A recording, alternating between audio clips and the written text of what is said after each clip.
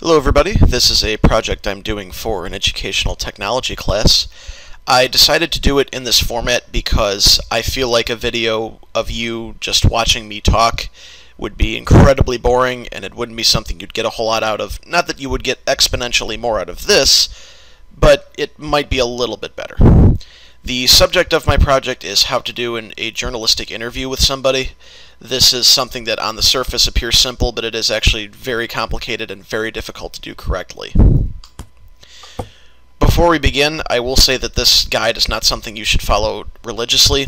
Interviewing is just something that you have to do to get better at. It's really better with experience. So practicing on your own time and getting real-life experience is really a better way to become more skilled in it. The interview process for you begins actually before you get to the interview. You really want to look professional. This is extremely important. I cannot stress this enough. You want to look like you're serious. They have to take you seriously, and it helps if you take yourself seriously. It gets you in the right frame of mind before you sit down for the interview. Also, remember, this is the first impression you're going to be making on the subject. If you ever want to come back to them in the future, or if you want them to refer you to others if you need more information, you're going to need this to be spot on. Step 2 would be arriving at the interview. This is also very difficult. Your timing has to be good. You want to be early, but you don't want to be too early. Think about it. If you're doing the interview at someone's office, if you're there too early and you're just standing around waiting, you could be disrupting business, and that reflects poorly on you. Also, if you do it in someone's home, then it just looks like you're just hanging around their house, and that's just not the image you want to portray for yourself. Be very careful with your timing. Also, before you begin the actual interview, take some time to walk through exactly what you want to ask them. There is really nothing worse than a journalist who is clearly not prepared for an interview. Putting together your questions is really the building block of your interview. You want to get the most important information first. The reality is you're not going to know the subject very well when you sit them down to do an interview. That's why you're doing an interview. And you want to get what you absolutely need out of the way first. There's really no way to gauge how they're going to react to you. Excuse me, if they're going to be positive or negative, so you want to get the information that you absolutely need first before those kind of complications can arise.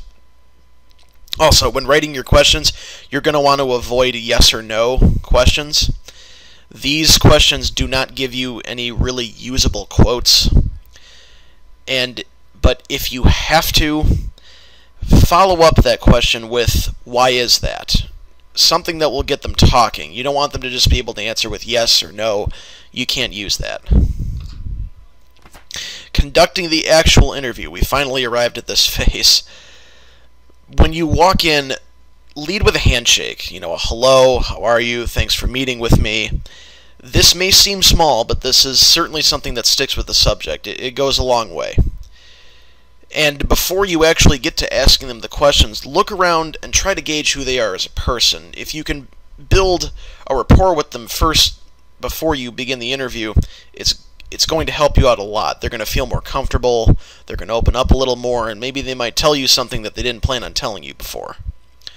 So, I don't want to use the word intimate, that's the wrong word. Getting a little closer to your subject will benefit you, and it will benefit them in the long run. And remember, as you're doing the interview, sit up straight, do not slouch, keep your gaze trained on your subject, speak very, very clearly, don't mumble, don't stutter, and always, this is the most important part of this process, keep a record of what's being said. Don't count on yourself to remember everything that was said. Keep some sort of record. Closing the interview sounds simple, but it's really not. This often actually can be the most difficult part for a lot of people. There are a lot of opportunities here to set yourself up for not only this story, but future stories that a lot of journalists don't really think to take advantage of. Once the interview is over, absolutely thank them for their time again. You want to seem as positive as possible. You want them to feel as good as possible. And after you said goodbye, wish them well, but remember to ask them if there's anywhere else they can refer you for more information. This reveals two things about you that are very, very good, that are things you want them to think about you. A, that you're interested in what you're writing about, and B, you care about doing enough work to write the right way.